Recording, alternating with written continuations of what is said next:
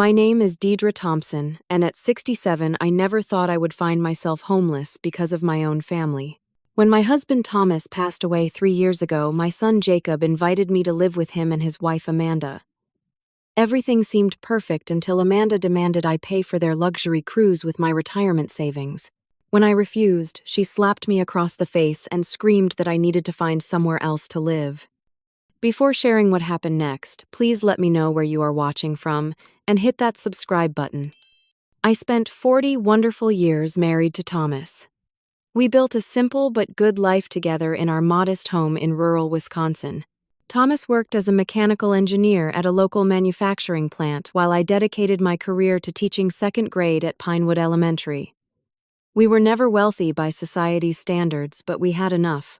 We raised our only son Jacob with love and the values of hard work and honesty. Our home was paid off, and we had put aside a reasonable sum for retirement, though not enough for extravagance. When Thomas suffered his first heart attack at 65, we thought it was a warning sign that would lead to better health habits. He started walking daily and cut back on red meat. For 2 years, he seemed to be improving. Then one ordinary Tuesday morning, while reading the newspaper at our kitchen table, his heart simply stopped. One minute we were discussing plans to visit the farmer's market, and the next he was gone.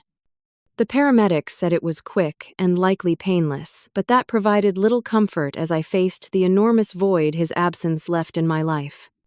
The first 6 months alone in our house were nearly unbearable. Every corner held memories of Thomas. I would catch myself setting 2 plates for dinner or turning to tell him something about my day. The silence was deafening. My arthritis had been getting worse, making it difficult to maintain the property. The roof needed repairs I couldn't afford, and the yard work became increasingly challenging. My high blood pressure seemed to worsen with the stress of handling everything alone.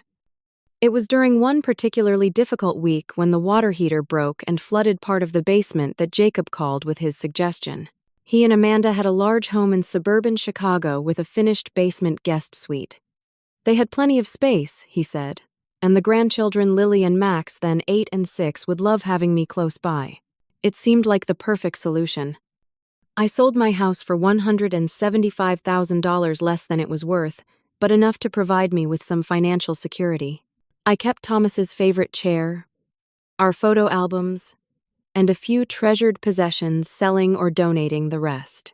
The money from the house sale, combined with my teacher's pension and small savings, meant I could contribute to Jacob's household while maintaining my independence.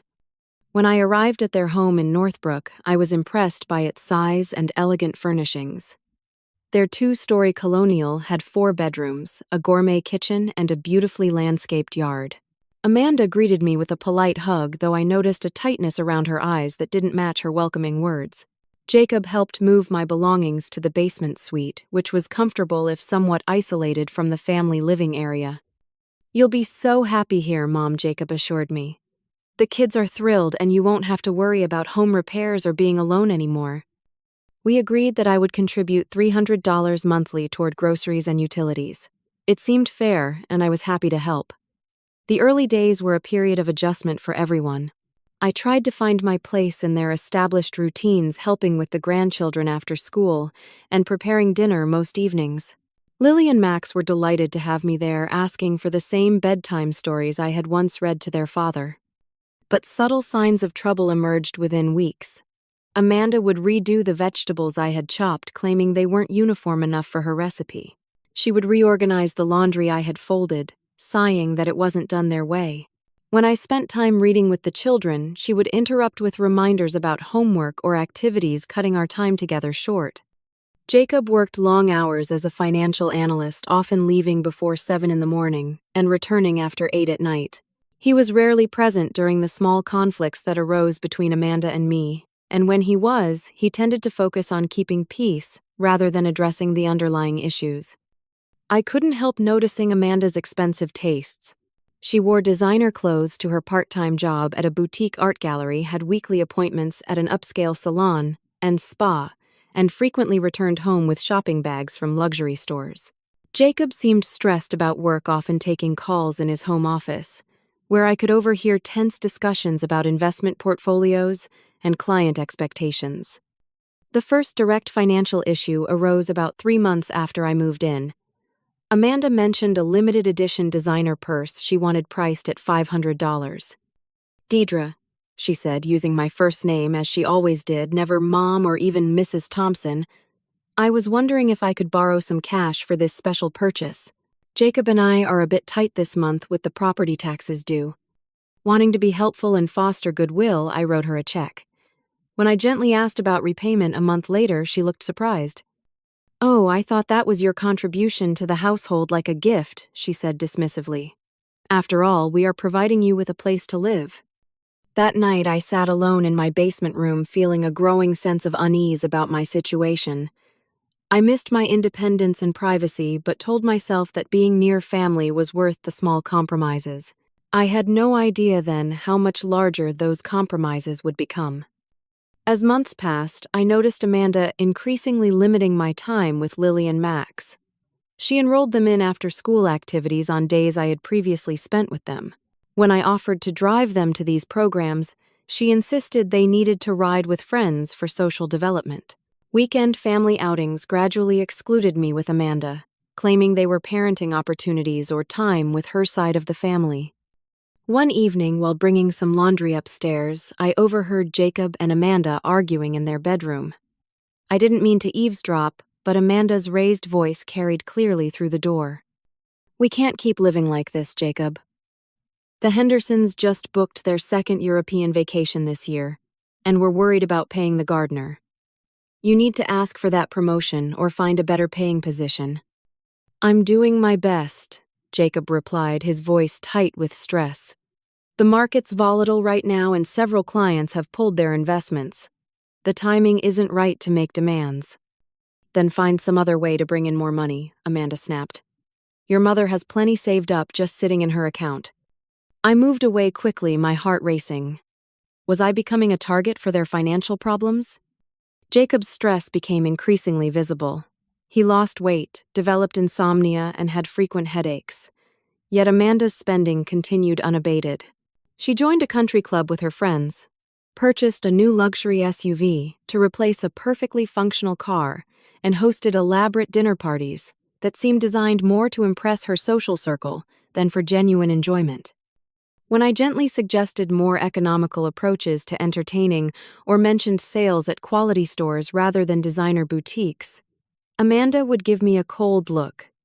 "This is how people at our social level live, Deidre. You wouldn't understand because you and Thomas chose a different lifestyle." Her words stung, implying our choices had been somehow inferior rather than simply different. Jacob would look uncomfortable during these exchanges, but rarely contradicted his wife. 6 months into my stay, a heavy rainstorm caused water to back up into the basement. My suite was flooded with 2 inches of water, damaging some of my remaining possessions, including photo albums containing irreplaceable pictures of Thomas and Jacob as a baby. When I asked Amanda about getting a dehumidifier to prevent mold, she shrugged. "We'll get to it when we can. We have a charity gala this weekend that's taking all my attention. Just put your things in plastic bins for now." The next significant shift came when Amanda announced that I should take over paying for all groceries, rather than just contributing. "Since you're eating with us and using the kitchen, it makes sense for you to cover the food costs," she explained over breakfast one morning. "We're providing the housing after all." The grocery bill for their household averaged around $800 monthly, a significant increase to my expenses. When I expressed concern about this arrangement, Amanda suggested I could always find alternative living arrangements if I wasn't satisfied. The threat was veiled but clear. Not long after Jacob approached me awkwardly one evening, he explained that they were facing some financial challenges and wondered if I might consider paying rent for my suite. "Nothing excessive," he assured me. "Maybe $700 monthly. It would really help us out, Mom." I was stunned.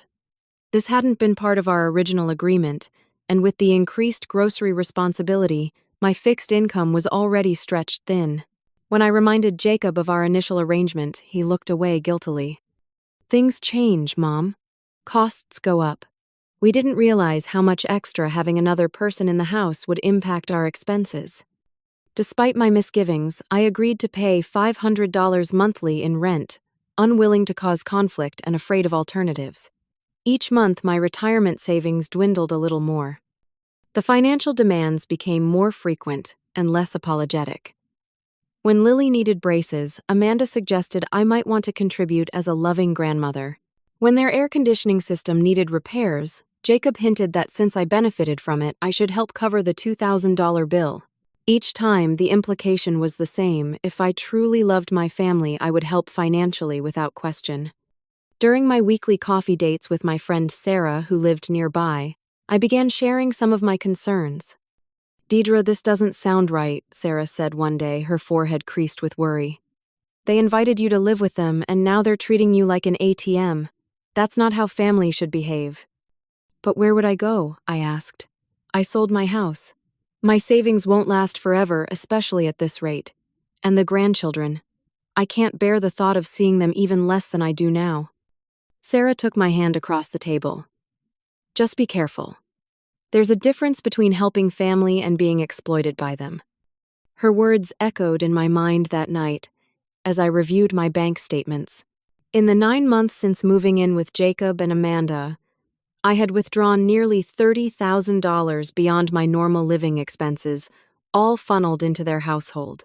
Meanwhile, I was becoming increasingly isolated with limited time with my grandchildren and few opportunities to maintain outside friendships. One afternoon, while looking for stamps in Jacob's home office to mail a birthday card to my sister, I accidentally knocked over a stack of mail. As I gathered the scattered envelopes, I noticed several credit card statements. I wouldn't have looked, but one had fallen open, revealing a balance of over $20,000 at 22% interest. Another showed similar high balances. Despite their apparent prosperity, Jacob and Amanda were deeply in debt, making minimum payments while continuing to live beyond their means. I returned to my room that night with a growing sense of dread. I was caught in a situation that was slowly draining me of both financial resources and emotional well-being. Yet, the thought of leaving seemed impossible. Where would I go? How could I abandon my grandchildren? And wasn't family supposed to help each other in times of need? What I didn't realize then was that the worst was yet to come, and that sometimes what a family needs most isn't financial support but the courage to establish healthy boundaries. Amanda announced her brilliant idea during a Sunday dinner in early spring. She had prepared an unusually elaborate meal of filet mignon and lobster tails, with an expensive bottle of champagne chilling in an ice bucket. Jacob seemed tense, barely touching his food while the children were allowed to eat in the family room, watching a movie, which was unusual for a family dinner. "I have exciting news," Amanda declared, raising her champagne flute. "I've been researching the perfect family vacation, and I've found it. A 3-week luxury cruise through the Philippines, exploring remote islands on a boutique expedition ship. It's exclusive, educational for the children, and exactly what this family needs." She pulled out a glossy brochure showing a sleek ship with spacious suites, infinity pools, and smiling staff serving passengers on pristine beaches. The children would have special activities. There would be gourmet dining and cultural excursions at every port. "The best part," Amanda continued, looking directly at me, "is that it can be your special gift to the family, Deidre. At just under 1 million pesos, or about $20,000 for all 4 of us. It's a meaningful way for you to contribute to our family memories." I nearly choked on my water. $20,000.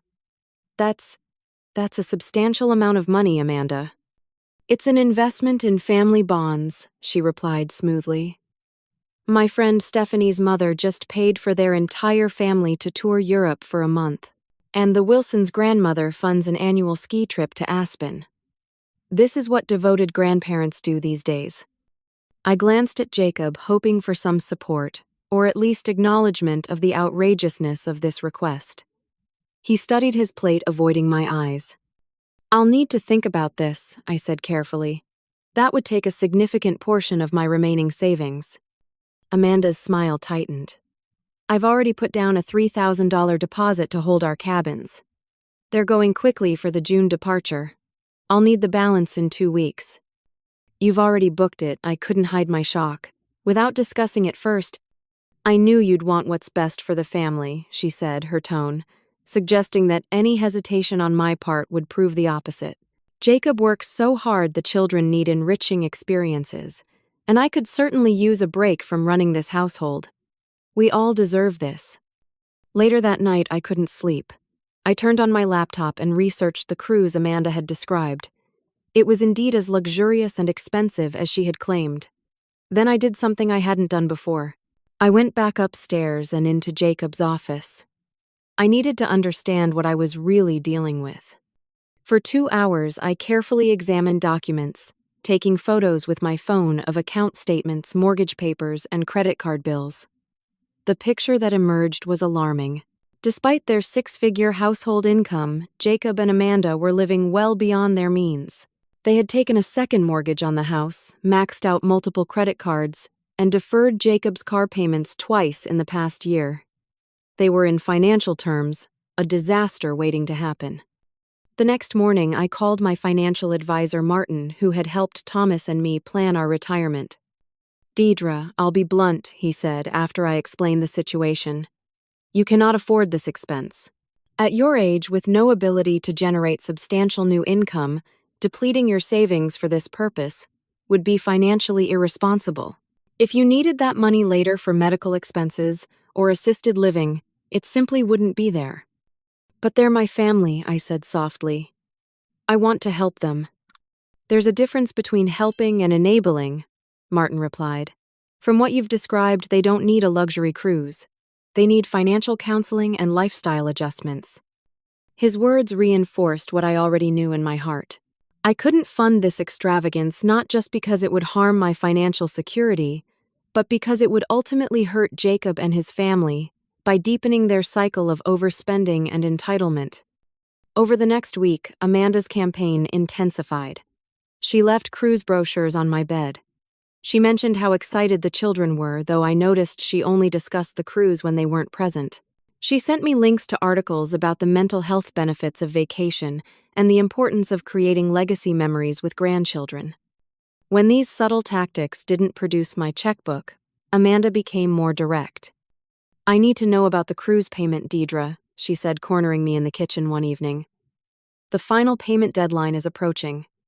"I've given it a lot of thought," I replied, trying to keep my voice steady. "I'm sorry, but I can't fund this trip. It would take too much of my remaining savings, which I need for my future care. I'd be happy to contribute a more modest amount toward a less expensive family vacation." Amanda's expression hardened. "That's not acceptable. This cruise is non-negotiable. It's the experience our family deserves, and frankly, it's the least you could do considering all we've done for you." "I understand you're disappointed, but my answer is final," I said, surprised by my own firmness. $20,000 for a vacation is beyond my means. "You're being selfish," she snapped. "You have the money. You're just choosing to keep it for yourself instead of investing in your son's family's happiness." "It's not selfish to ensure I won't become a financial burden later in life," I responded. "I need to be practical about my resources."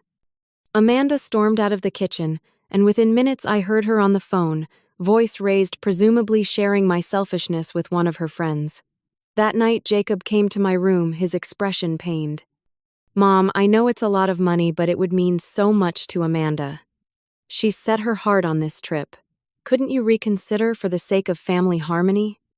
I looked at my son, this man I had raised, now unwilling to stand up to his wife's unreasonable demands or face their financial reality. "Jacob, I love you and the children very much. But this trip is financially irresponsible for all of us. You and Amanda need to live within your means, not look to my limited resources to fund luxuries." He left without resolving anything, and for the next few days the atmosphere in the house was glacial. Amanda barely spoke to me. Jacob worked late every night, avoiding the tension at home. The only bright spots were my moments with Lily and Max, though even these were shadowed by Amanda's constant interruptions and monitoring. I knew the situation had reached a breaking point. What I didn't anticipate was just how explosive that breaking point would be. The following Sunday dinner began with an atmosphere so tense it felt difficult to breathe. Amanda had prepared an elaborate meal again, though this time it seemed less like a celebration and more like the setting for a confrontation. Jacob kept glancing nervously between his wife and me, while the children picked up on the tension, eating quietly without their usual chatter. Halfway through the meal, Amanda cleared her throat and turned to the children with an exaggerated, sad expression. Lily, Max, I have some disappointing news. You know that amazing cruise we've been planning with the swimming pools and the islands to explore? Well, it might not happen after all. Max's face fell. Why not? You promised. I know, sweetheart, Amanda said, throwing a pointed look in my direction. But sometimes people we count on let us down. Grandma has decided she doesn't want to help us take this special family trip even though she could. I set down my fork, stunned by this blatant manipulation of the children. Amanda, this isn't appropriate dinner conversation, especially in front of Lily and Max. They deserve to know why their dream vacation is being canceled, Amanda countered. They should understand who's making that decision. Jacob shifted uncomfortably. Maybe we could discuss this later after dinner. No, Jacob. This affects the whole family, Amanda insisted, her voice rising. Your mother has plenty of money from selling her house, plus her savings. She lives here practically for free, eating our food, using our utilities, taking up space in our home. The one time we ask for something meaningful in return, something that would create precious family memories, she refuses. That's not fair or accurate, I said, keeping my voice level despite my racing heart. I've contributed significantly to this household both financially and through helping with the children and home.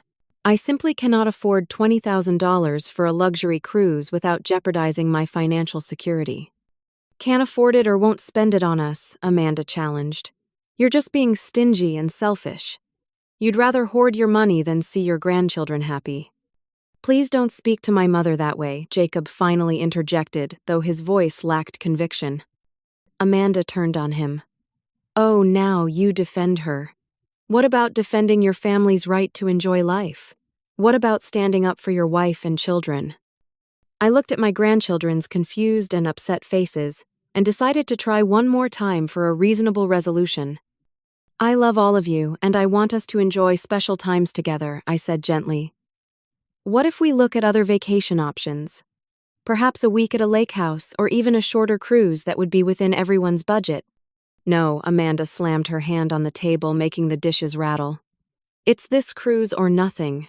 We deserve the best, not some mediocre compromise. I took a deep breath and made my final stand. I'm sorry, but I simply cannot afford this expense. It would be financially irresponsible of me to spend that much on a vacation. Amanda's face flushed dark red. She stood up so quickly her chair tipped over backward with a crash. Before I could react, she was beside me, her hand raised, and then swinging down to connect with my cheek in a stinging slap that snapped my head to the side. The dining room fell into complete silence. My cheek burned with pain and humiliation. Lily began to cry quietly while Max stared with wide, frightened eyes. Jacob sat frozen, his face pale with shock. You ungrateful old woman, Amanda hissed, trembling with rage. After all we've done for you, then find somewhere else to live. Get out of our house. I pressed my palm to my stinging cheek, tears welling in my eyes, not just from the physical pain but from the crushing weight of betrayal. I looked to Jacob, waiting for him to say something to stand up against this assault on his mother. After a long, agonizing moment, he spoke, his voice barely above a whisper. Mom, maybe it would be better if you did find another place. This situation isn't working anymore. His words hurt far more than Amanda's slap. My own son choosing his wife's unreasonable demands over his mother's well-being and physical safety. In that moment, something broke inside me, a final thread of hope that this living situation could somehow be salvaged. I stood up slowly, my legs unsteady. I'll be in my room, I said, with as much dignity as I could muster. As I walked past the children, I gently touched Lily's shoulder. Everything will be okay, I whispered, though I had no idea if that was true. In my basement room, I sat on the edge of my bed, my body shaking with shock and adrenaline. The physical pain of the slap had faded, but the emotional wound cut deep. I had been assaulted in front of my grandchildren, and my son had taken his wife's side. The final illusion that I was a valued member of this household had been shattered beyond repair. I spent hours that night alternating between tears and moments of stark clarity. By morning, I knew I could not stay another day in this toxic environment. My self-respect and even my physical safety were at risk. When Jacob came to my door the next morning, I expected perhaps an apology or at least acknowledgement of the previous night's horrible events. Instead, he seemed almost annoyed, as if my distress was an inconvenience. "Mom, about last night." Amanda gets emotional sometimes. She didn't mean to react so strongly. She's under a lot of pressure with her social commitments and managing the household. I stared at my son in disbelief. "Jacob, your wife physically assaulted me at the dinner table in front of your children. That's not getting emotional, that's abuse." He winced at the word. "That's a bit extreme, don't you think? It was just a momentary loss of control. Would you say the same if she had slapped Lily or Max, or if I had slapped Amanda? Would that just be a momentary loss of control?" Jacob ran his hand through his hair, looking everywhere but at me. "Look, Mom, I'm stuck in the middle here. I love you, but Amanda is my wife. We have a life we've built together. Sometimes compromises have to be made for the sake of peace." "Compromising my dignity and safety isn't a reasonable request," I said quietly. "I think Amanda was right about one thing. I need to find somewhere else to live." "Don't be hasty," Jacob replied, though without much conviction. "Give it a few days. Things will calm down." "No, Jacob. They won't. This situation has been deteriorating for months, and it's clear now that it can't be fixed. I'll be making arrangements to leave." He nodded, looking almost relieved, and left me to begin the painful process of once again packing up my life. I waited until the house was empty the next day. Amanda had taken the children to school and then gone to her yoga class. Jacob was at work. With shaking hands, I began packing my essential belongings into my 2 suitcases. I couldn't take everything, so I focused on irreplaceable items, photos of Thomas, my jewelry, important documents. While searching for my birth certificate in the small desk in my room, I discovered something disturbing. The folder containing my financial statements had been disturbed, with several recent bank statements missing. A quick check of my online banking revealed multiple large transfers I hadn't authorized. Somehow, Amanda had accessed my accounts. The violation left me breathless with anger and fear. How long had this been happening? How much had they taken? These questions would have to wait. My priority now was escape. I wrote a brief note to Lily and Max, telling them I loved them and would see them soon, though I wasn't sure how I would make that happen. I didn't leave a note for Jacob or Amanda. There was nothing left to say. With my 2 suitcases and a tote bag of essentials, I called a taxi to take me to Sarah's house. As the car pulled away, I looked back at the house where I had thought I would spend my remaining years surrounded by family. Instead, it had become a place of exploitation and abuse. The grief was overwhelming, but beneath it I felt the first stirrings of something unexpected, relief and a quiet determination to reclaim my life and dignity. Sarah's spare bedroom became my sanctuary. When I arrived at her doorstep with my suitcases and tear-stained face, she asked no questions, simply hugged me and helped me settle in. That first night after a simple dinner, I finally shared the full story, including the slap, Jacob's betrayal, and my discovery of the financial intrusions. "Deidre, this is elder abuse, plain and simple," Sarah said, her normally gentle voice hard with anger, both financial exploitation and physical assault. "This isn't something to just walk away from and try to forget." I hadn't thought of it in those terms. In my mind, it had been a family conflict that had spiraled out of control, painful but private.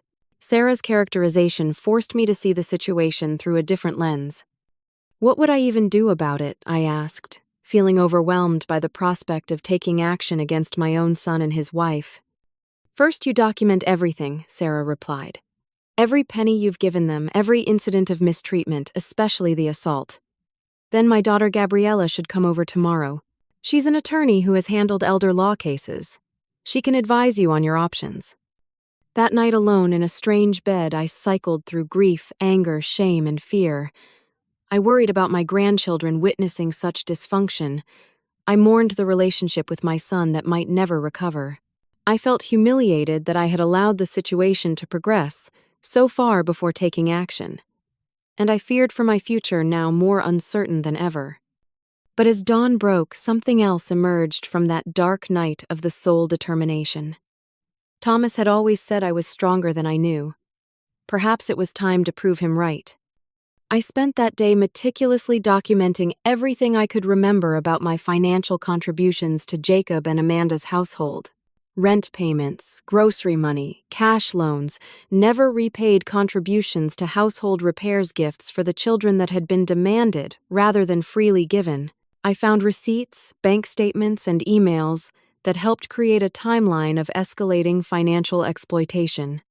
Sarah's daughter Gabriella arrived that evening after work, a younger version of her mother with the same kind eyes but a more direct manner. Mom explained the situation. Mrs. Thompson and I'm both sorry and angry about what you've experienced, she said after introductions. What happened to you isn't just wrong, it's potentially illegal in several ways. She reviewed my documentation, asking clarifying questions and taking notes. The unauthorized access to your bank accounts is particularly serious, she explained. That's not a family disagreement, that's theft and fraud. And the physical assault witnessed by minors adds another dimension. I don't want to destroy my son's life, I said hesitantly.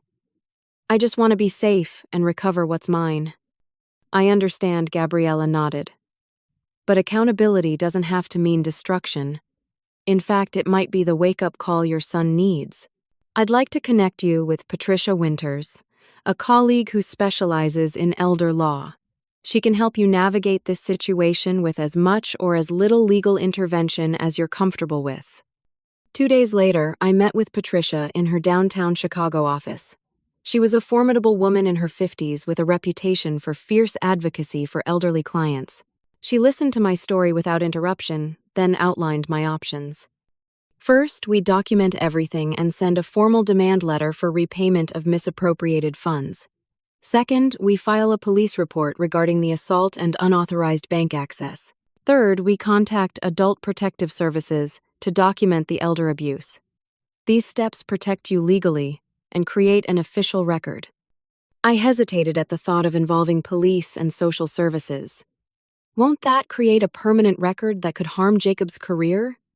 Mrs. Thompson Patricia said gently, I understand your maternal instinct to protect your son, but consider this: allowing serious misconduct to continue without consequences rarely helps anyone in the long run. Your son is an adult who has allowed and perhaps participated in the financial exploitation and abuse of his mother. Those are his choices, and appropriate consequences may be the only thing that prompts change. I took a deep breath and nodded. You're right. What's our next step? As we developed our strategy, an unexpected ally emerged. Richard Donovan, Jacob's boss at the investment firm, reached out to me through a connection in my teacher's retirement group. He had always been friendly at the few company events I had attended, and he called with concern after hearing I had suddenly moved out. Mrs. Thompson, I hope I'm not overstepping, but something seemed off about the story Jacob shared at work. He mentioned you had decided to move in with a friend suddenly, and he seemed unusually stressed. Is everything all right? I hesitated, reluctant to involve Jacob's workplace, but Richard continued. The reason I'm particularly concerned is that there have been some irregularities with client fund handling that we're investigating. Nothing definitive yet, but given your abrupt departure, I wondered if there might be a connection. This revelation changed my calculation. If Jacob was potentially involved in financial improprieties at work as well as at home, the situation was even more serious than I had realized. Richard, I think we should meet in person, I said finally. There are some matters you should be aware of that might relate to what you're seeing at work. Our meeting the following day was difficult but necessary. I shared the documented pattern of financial exploitation without embellishment or emotional language. Richard listened with growing concern, occasionally making notes. Mrs. Thompson, our company has strict ethics policies regarding financial propriety. If Jacob has been exploiting his own mother financially, that raises serious questions about his judgment in handling client funds. I appreciate your discretion and courage in sharing this information. Another unexpected contact came from Amanda's friend Lisa, who called Sarah's house asking to speak with me. "Deidre, I've heard Amanda's version of events, and something doesn't add up," she said.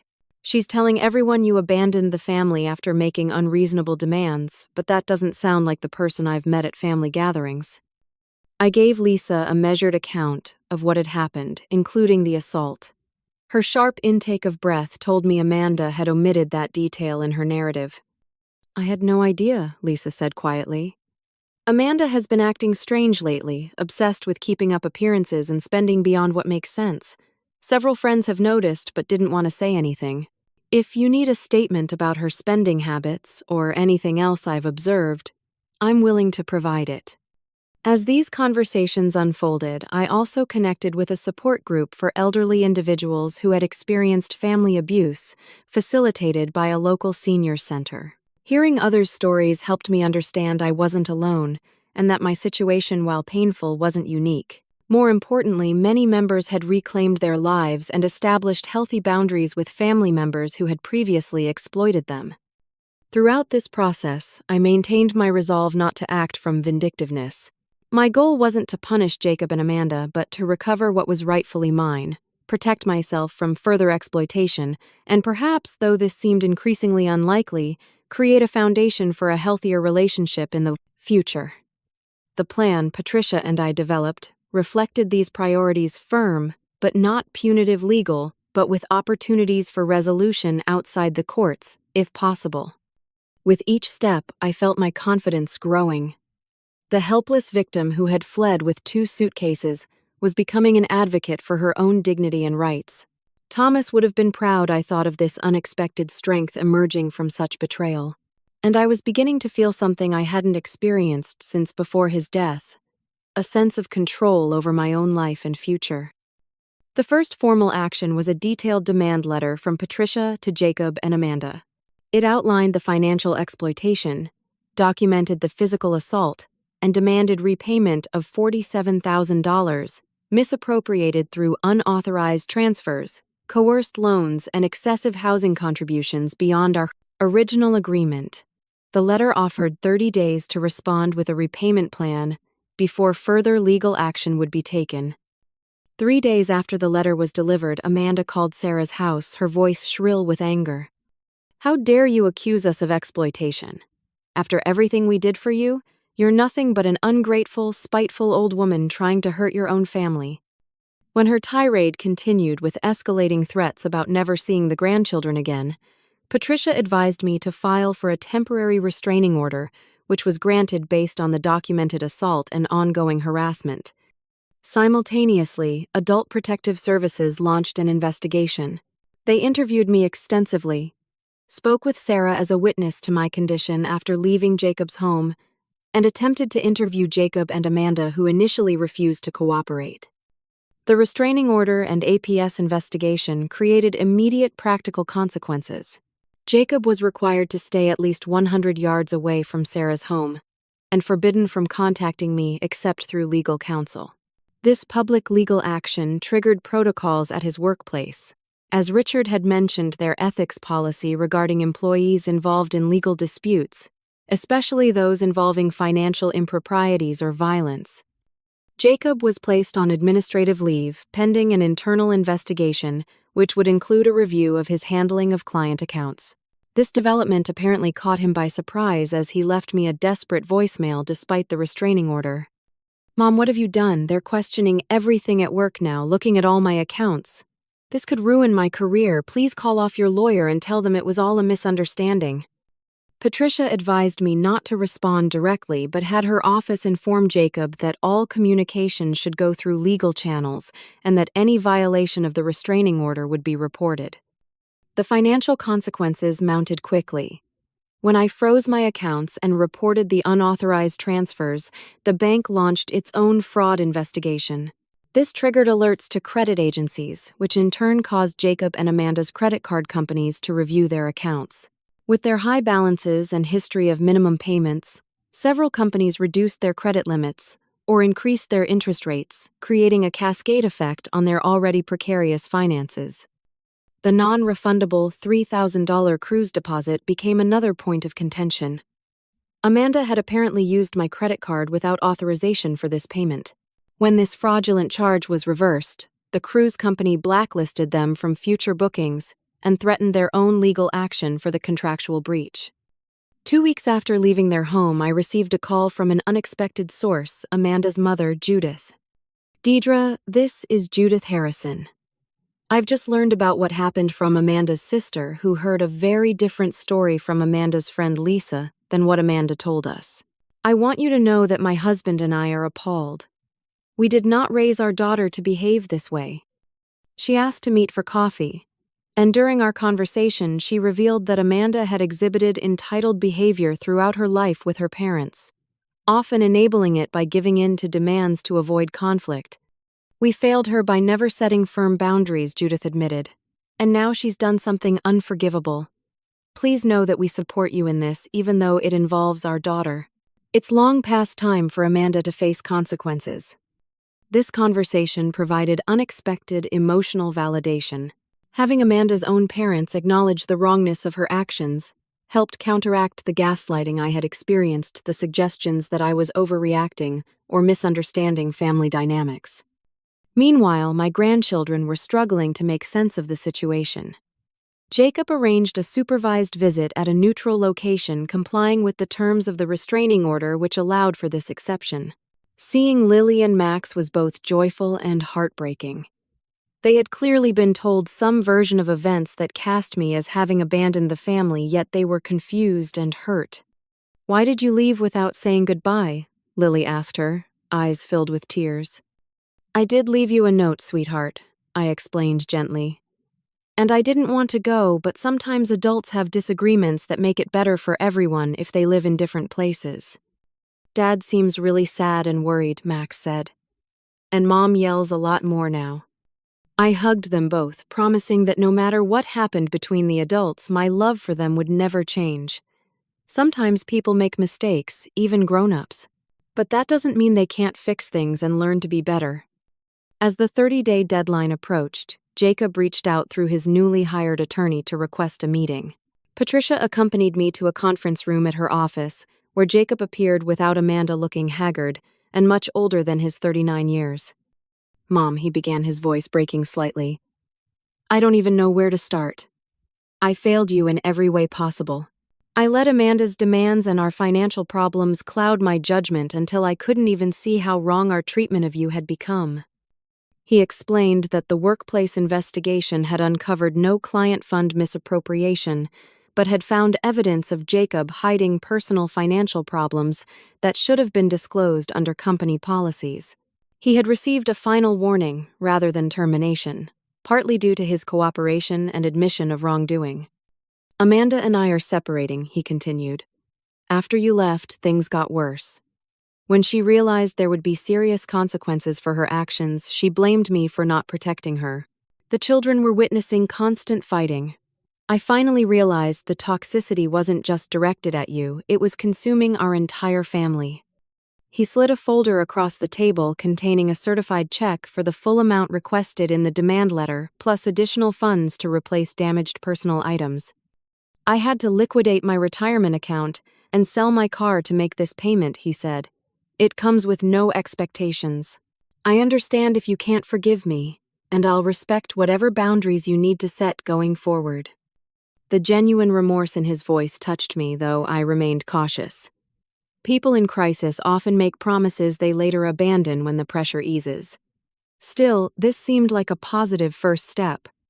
Patricia and I had anticipated various responses to our demand letter, from complete rejection to partial compliance. Full repayment with an apology was the best possible outcome, though the broken trust and emotional damage couldn't be so easily resolved. "Jacob, I appreciate your taking responsibility," I said carefully. "This is a good first step toward making amends. As for our relationship going forward, I think we both need time to process everything that's happened. I do want to maintain a relationship with Lily and Max, and eventually to rebuild some kind of relationship with you. But trust takes time to reconstruct once it's been broken." He nodded, wiping away tears. "That's more than I deserve. Thank you for even being willing to consider it." As I left the meeting, I felt a complex mixture of emotions: relief at the financial resolution, cautious hope for some kind of reconciliation with Jacob, and sadness for the pain everyone, especially the children, had experienced. Yet beneath these feelings was a foundation of newfound strength and self-respect that would guide whatever came next. With the financial settlement from Jacob, I was able to secure a small one-bedroom apartment in a senior living community about 20 minutes from Sarah's home. The complex offered independent living with optional social activities and minimal supportive services I might need as I aged. It wasn't luxurious, but it was mine, a space where I could rebuild my life on my own terms. Over the next several months, I furnished my new home simply but comfortably, using some of the settlement money to replace the furniture and personal items I'd been forced to leave behind.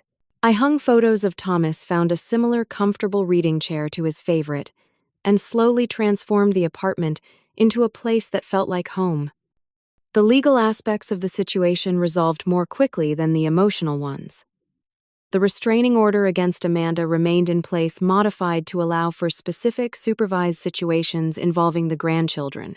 Jacob and I established a cautious communication pattern, primarily focused on arranging visits with Lily and Max, which took place every other weekend at my apartment or in public settings like parks and museums.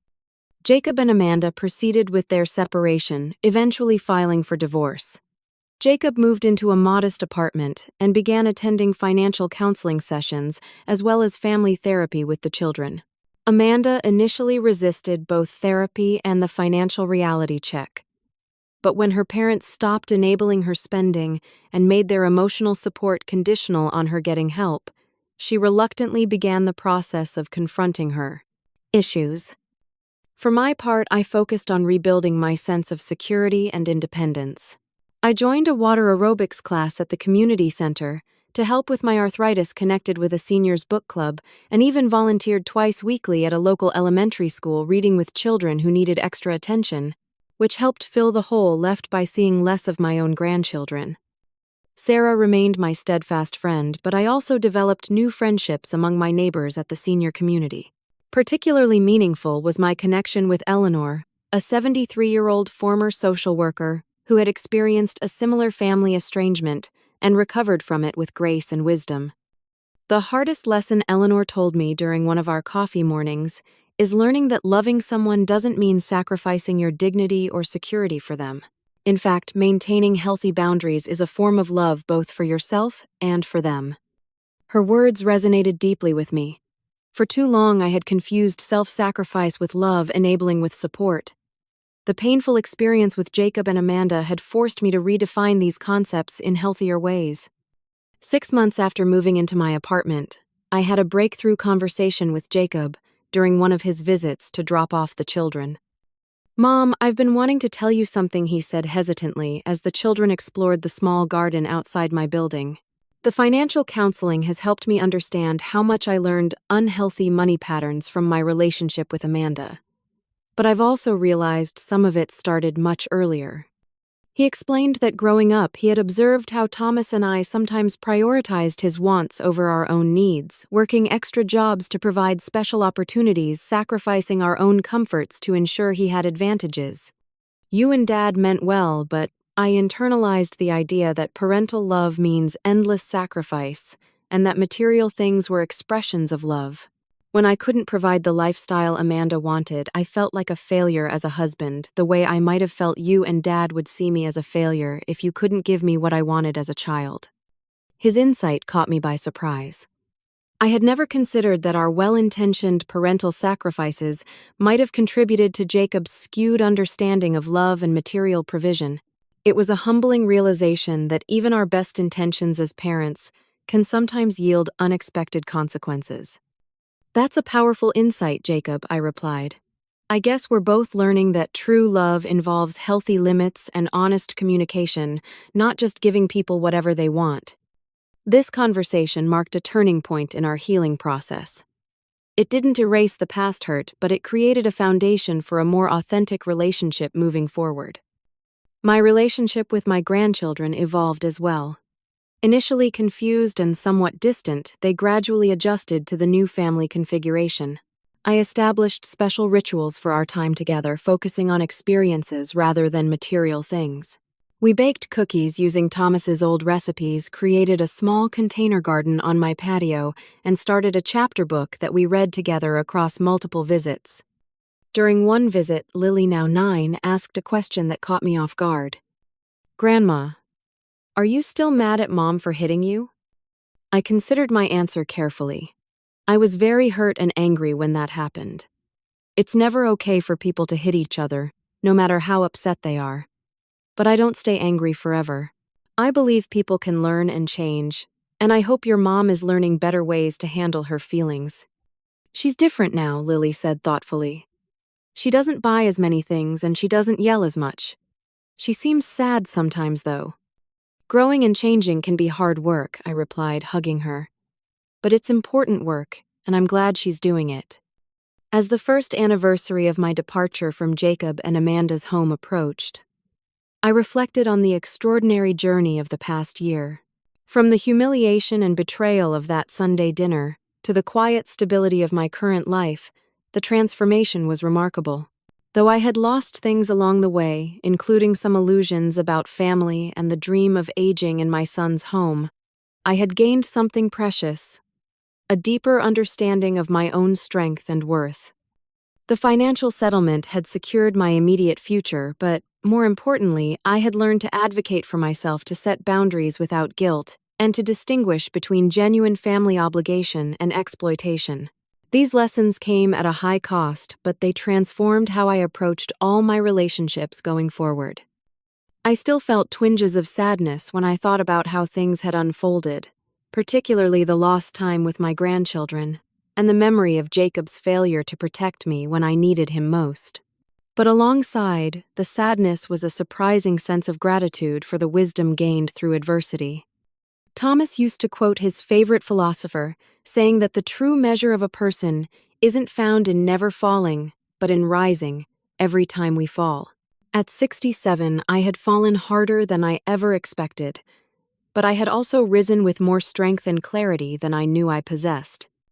Now, as I move forward, I carry this hard-won wisdom that love without boundaries isn't love at all, but dependency. That age doesn't diminish our right to dignity and respect. That sometimes the greatest act of love for both ourselves and others is the courage to say no. And that it's never too late to begin again, to rebuild a life that honors our true worth. As I sit here in my small but peaceful apartment, watching the sunset paint the sky in shades of gold and pink, I feel a sense of peace that comes not from perfect circumstances, but from knowing my own value and living in accordance with it. That perhaps is the most precious gift to emerge from the painful crucible of betrayal and recovery. Have you ever had to stand up for yourself against family pressure? What helped you find the strength to do so? I'd love to hear your stories in the comments. And if this story resonated with you, please hit the like button and subscribe to hear more life lessons from someone who's learned them the hard way. Remember, it's never too late to reclaim your dignity and create boundaries that protect your well-being.